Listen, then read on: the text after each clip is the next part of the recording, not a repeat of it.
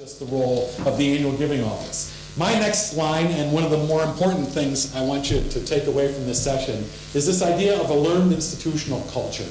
And by that I mean it's okay to accept the idea that people didn't wake up this morning already necessarily behaving the way that I want them to behave in annual giving. And that sometimes I have to grab them and shake them and teach them, if you love your institution, raise your hand and express your support and your love for that institution. And it's okay to accept that a lot of what we do in annual giving, we're trying to start a ball rolling that's at stump. And you have to be a little bit of a masochist to want to be in annual giving in the first place, right? Because you get used to hearing no and I don't want to and a whole lot.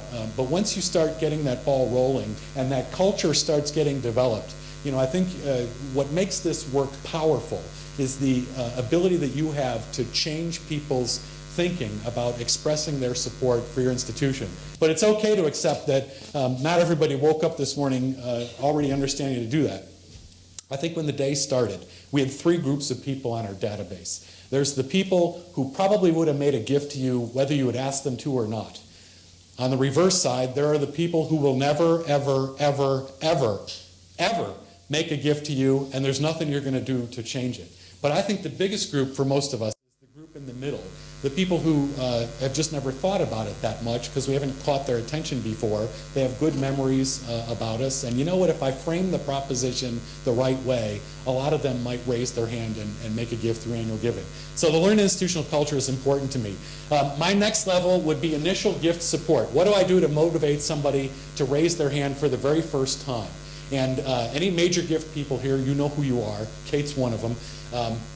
You're guilty, in my opinion, for always putting those photos in the university magazine with those donors with those big checks and those really large gifts that they're making, and we celebrate and glorify the big donors to our institutions, and that's okay with me. But I might argue the more dramatic statement that somebody makes is the very first gift they ever make to your institution, because they're separating themselves from every Tom, Dick, and Harry walking out on the street in terms of saying, you know what, I do love this place, I do like the work that goes on there, and I do want to raise my hand and make a gift. Hopefully they'll go on and make a lot of big gifts down the road. But for my money, the more dramatic statement is the very first gift they make to your institution. Then a sustained giving relationship. How do we put the annual in annual giving? And have we almost oversold annual giving at this point? Should people be monthly donors? Should people be sustaining donors, ongoing donors? Are we in some ways now compromising our potential by telling people just make one gift a year?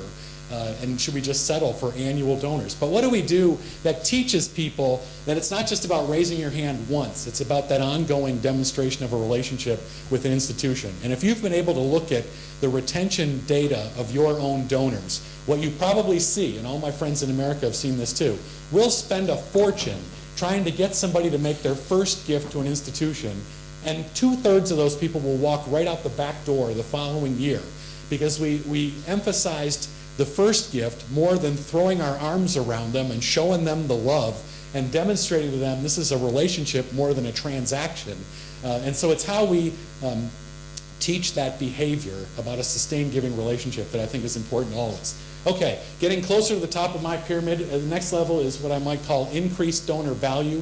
That's sort of a luxury phrase that for me means how do we begin to identify who the taller trees are in the forest? From everybody who wants to be a supporter of your organization, how do you identify within annual giving who might really be interested in philanthropy on behalf of your organization? And I think that's part of our role in annual giving, to start to identify who those people are who fancy themselves as more significant supporters of your institution. Okay, the top of my pyramid, he said grudgingly, is what I would say is qualified major gift prospects. And so even though I make fun of my major gift friends, you know, I'm here to admit happily that I think part of the work of the annual giving program ought to be to identify, you know, who the institution ought to be having major gift conversations with. And especially in the US, where you've got now pretty significant annual giving operations at a lot of schools, and I meet annual giving directors who gnash their teeth when somebody gets lost to the major gift program, because now I can't call them in the phone-a-thon and I got to go replace that money with somebody else. And isn't it a shame that somebody got that high on the pyramid that now they're gone to me? I think the annual giving program ought to be evaluated and it ought to be celebrated for how well it moves people up through these different stages. So this has nothing to do with Obama and the internet, and I apologize for that, but I wanted everybody to understand the same sort of context that I think we're all bringing to this discussion of annual giving, that we don't have to look exactly like each other from one annual giving program to the next, but I think in general we're all trying to accomplish this list of things. And we're going to